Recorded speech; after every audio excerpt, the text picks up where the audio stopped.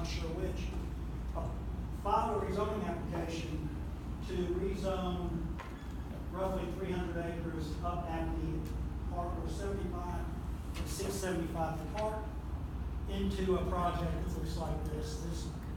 So to sort of give you bearings, we've got Interstate 675 here, Highway 138 is up this way, up north, right here is Liberty Road.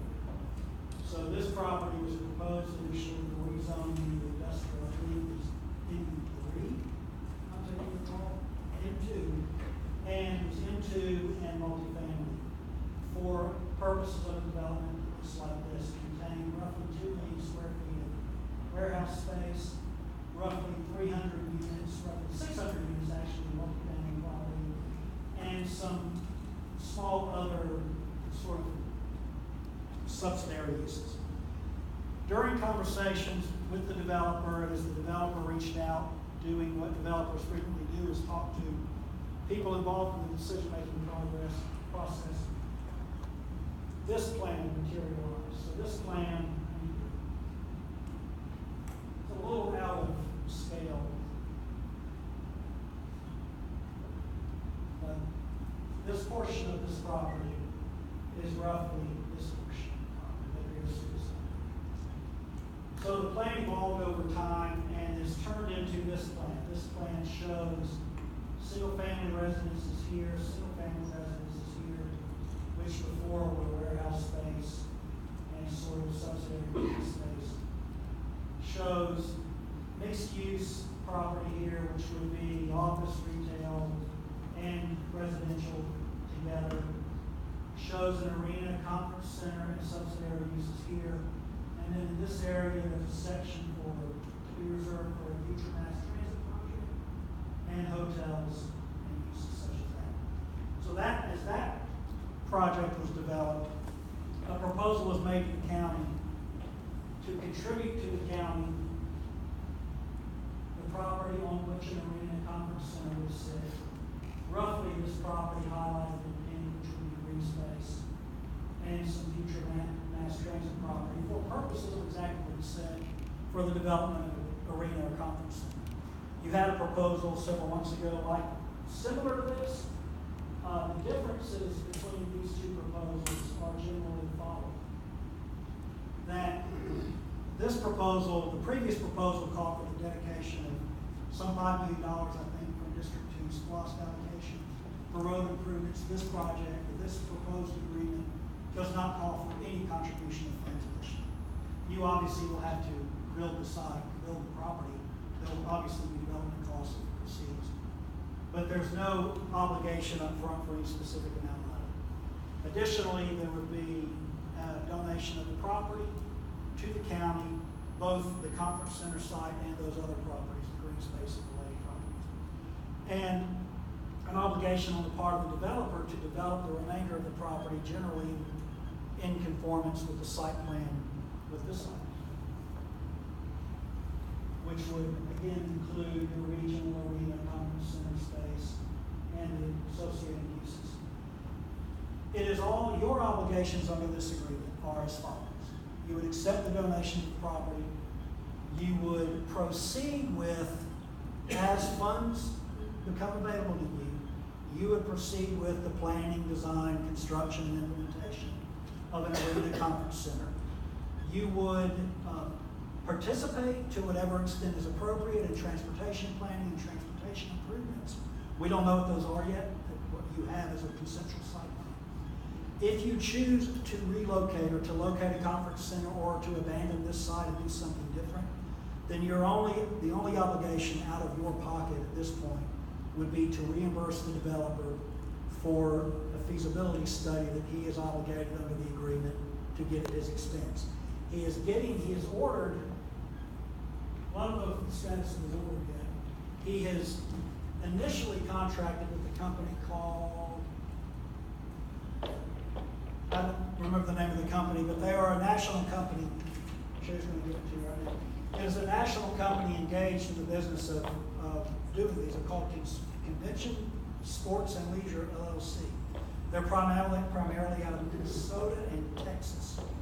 And there is a proposal in place for the developer to pay that group roughly $100,000 to conduct a feasibility study of an arena in part of an overall project like this, conference center and arena and the like. They, by all accounts, this is a major player in the world of these convention type centers. They have, from what we've been able to gather just from sort of doing our looking into it, they appear to have a good reputation. They appear to do a lot of this type of work on a lot of good projects. So obviously this will be a feasibility study contracted for by the developer and provided to you before you would be obligated to move forward. So what we have in front of you today for your consideration is a resolution authorizing an agreement that would essentially be as follows. The developer would donate to the county unencumbered fee simple title to roughly 80 acres. It's 30 acres for what we sort of refer to as the municipal complex, and roughly 50 acres which would be park and buffer areas. The county will, when you deem it appropriate, develop the municipal conference center site into a regional arena and conference center with appropriate amenities that you consider to be appropriate. You would determine the schedule of development, and the developer would develop his portion of the property in accordance with his schedules. The developer would be required throughout that entire 300-acre parcel to donate to either the county, Georgia DOT, or whoever else it might be, appropriate right-of-way to develop the property in accordance with the site plan. That each party will cooperate and assist one another in obtaining approvals and outside funding for road improvements. And we specifically put outside funding to avoid you being obligated to fund the road improvements that would come about from this project. The developer is required to apply for and seek rezoning the property, which he is doing, I believe, Thursday. They're scheduled for Thursday's zoning advisory board meeting. It'll appear before the ZAB, so it'll come to this board at some point later. The developer will be required to commence the sort of the infrastructure development on the site within 6 months of the date of the rezoning. So what we don't want to happen is we don't want, if this is a project that the board wants to see happen, we don't want to be sitting on our hands waiting on the developer to develop the other 200 acres of the property. He doesn't have to vertical construction develop, he would have to infrastructure develop. So putting in water, sewer, to the extent we're going to get it through that property, roads and things like that. That obviously, this is a very generalized proposal. We will need over time to identify what other easements are necessary, what other agreements might be necessary. We may have to have a water easement or a sewer easement over his property. He may need one over ours. We don't know what those are yet, but we all agree in this agreement to cooperate with one another on finding where those agreements are necessary and negotiate them as appropriate. Next is a feasibility study. Again, the developer is required to obtain and deliver a feasibility analysis within 120 days of the board's approval of the agreement. The agreement is contingent upon, meaning that you have absolutely no obligation to proceed whatsoever, upon the following: proper rezoning. He has got to still appear in front of this board as a result of a public hearing and obtain this board's approval to rezone the property. You would have to determine that funding is available to you from whatever source you would determine is available to you, and we can talk about that in a moment as well. You would also have the right to make a determination solely in your discretion as to whether or not this project, being the county's portion of the project, an arena, conference center, and the like, whether it is economically feasible and whether or not it's an appropriate use of your resources. And finally, we put one, we have to confirm status of the title of the property. Obviously, we're going to take ownership of the property. We're going to do our due diligence, make sure the deed we receive conveys to us good marketable title of the property. The developer is only obligated, the only contingency on the developer's part, in addition to the zoning, obviously, would be that the feasibility analysis determines that the project would be economically feasible. He doesn't want to link his 200 and some odd acres to a conference center or arena if everybody thinks it can't happen. So we're going to find out from some outside source whether or not it could happen. Those are the general terms of the agreement.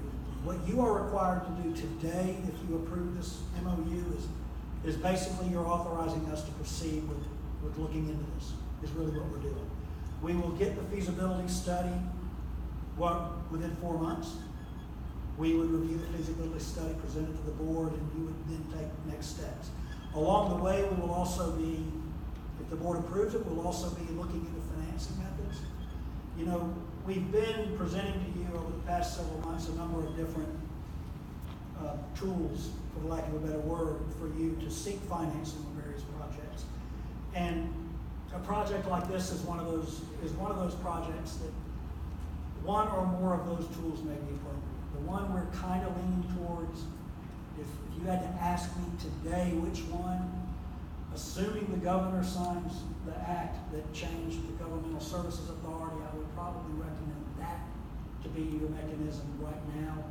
But it is possible that any of these other mechanisms may be achievable, either a general obligation bond, perhaps, probably not likely, but perhaps the Urban Redevelopment Agency. There's perhaps, but not likely, some lease purchase financing. I tend to think that because of the size of this project, that's probably not going to work. Likelihood is there would be a Governmental Services Authority type financing in place. And then you're also going to have to discuss management and operations. And we're a long way from having to make those decisions, but we're not a long way from being ready to start having those conversations. You can sort of tackle that creature by contracting with somebody to manage it on your behalf. You could tackle that by creating a separate authority. You know, a lot of places have convention center authorities or things like that. That may be an avenue you go by. But those are decisions that you simply aren't in a position to make today. I'm not in a position to tell you anything really about those different opportunities. I say this jokingly a lot of times when it feels like people get ahead of themselves, and I'm not suggesting that any of your questions will be getting ahead of yourself, because any question is worthy of discussion. But we literally are on step one of a 10,000-step process. Very similar to Rocky's presentation about getting funding. You've got to start somewhere. And a good place for you to start is a place where you have no obligation. There's no harm, no skin off your teeth, no impact to the county's fund, the county's treasury, the county's credit, if you start walking down this path. It'll simply be work on the part of your county staff, and they're doing work anyway. They're here all day anyway, they're going to do the work. So that's the presentation in front of you. I'm happy to try to answer any questions you might have. I know, as an aside, just today, I think Sherry told me she got an email from a convention center operator who's actually going to be operating 3 or 4 new convention center, conference center places throughout Atlanta. One in Savannah they're planning. It's about a $160 million project in Savannah. I don't remember the other ones, but a number of others. I think they run the state farm, if I'm not mistaken. So there are people out in that world that engage in this type of business that have some level of interest in the county. We don't know what that level of interest is. We don't know much about that brand new contact that we got, but we did get it. So Patrick, this developer submitted a DRI for the millions of square feet of warehouse space, and was going before the planning and zoning board a few months back, right, to move forward with that. They have committed to move away from the entire warehouse development to build a quality of life development that would pretty much change the entire landscape of I-75 and the type of businesses that we would attract to that particular area. Earlier today, Chairwoman Wood talked about the 17%. 17% of warehouses make up our economy. And I think that's the highest in the state. We've talked about diversifying away from the warehouses, and I think this would be an awesome way to do so. My question is, what happens if we say no as a board would they be able to bring that warehouse, community back? If it comes back to the board, we're gonna deny it. What is our culpability if they take us to court? I know that, I was told that DHL offered them $50 million or something like that to build, a huge warehouse in that particular area so they can get their semi trucks in and out. What happens in that case? Is there a possibility that we can lose and then we'll see that warehouse development, in that area? I would say that's always a possibility. My understanding, Dante, you can correct me if I'm wrong, my understanding is that their original project, they submitted the warehouse space and the multifamily did comply with our future land use map. Yes, it did. And I don't know if y'all got to the point of preparing a recommendation or not. Did y'all? Yes, we're at that point. I have